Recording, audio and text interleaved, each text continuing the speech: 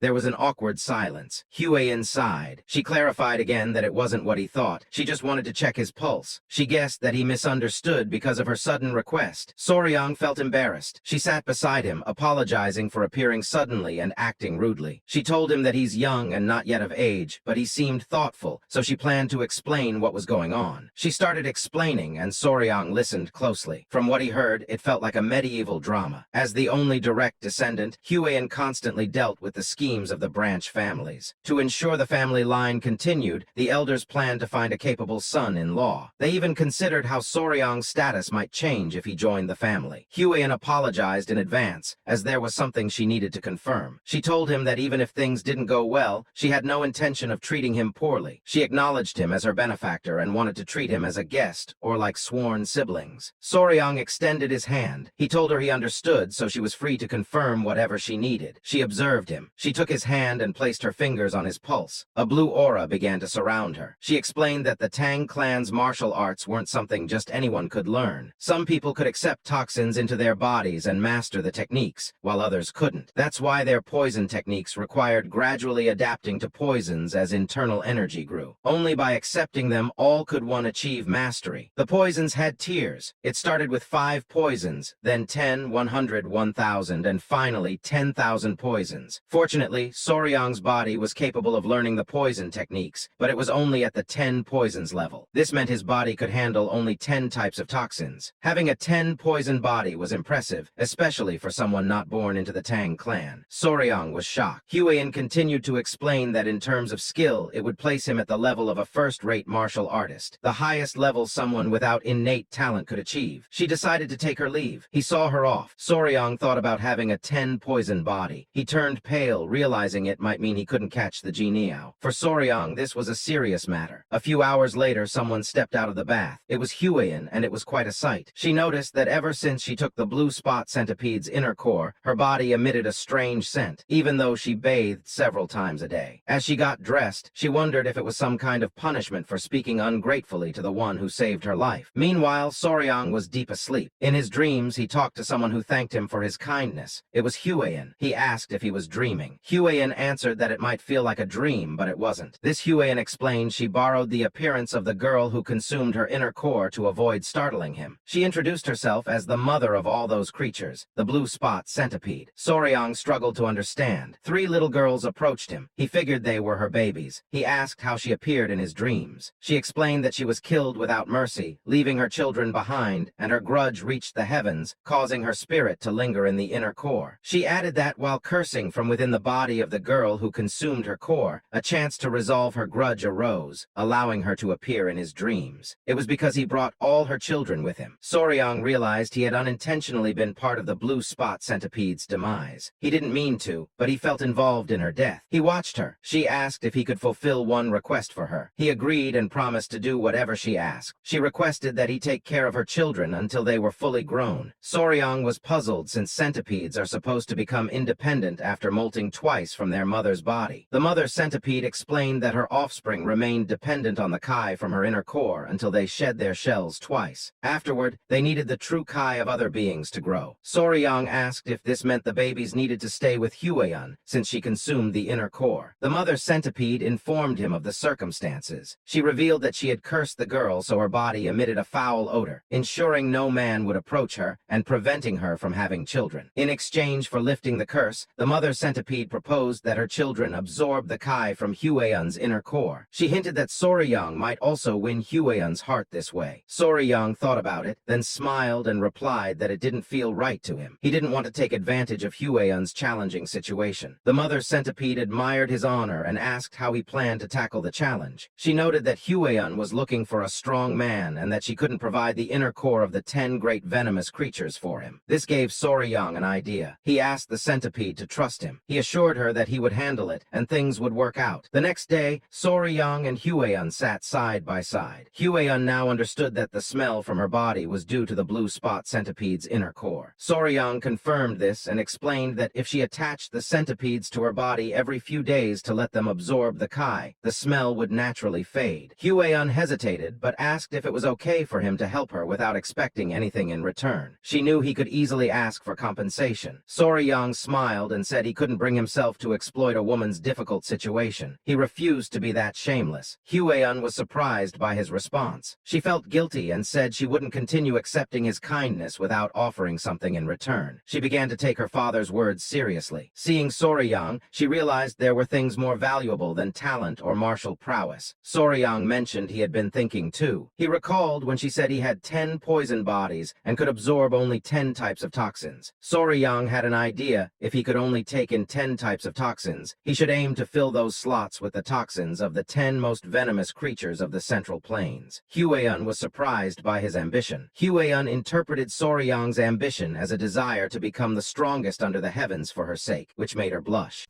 So, friends, this chapter comes to an end. What will happen next? We'll uncover it in the next chapter. Don't forget to rate this chapter out of 10 in the comments. We'll see you in the next video. Until then, take care and goodbye. Don't forget to like the video and subscribe to the channel.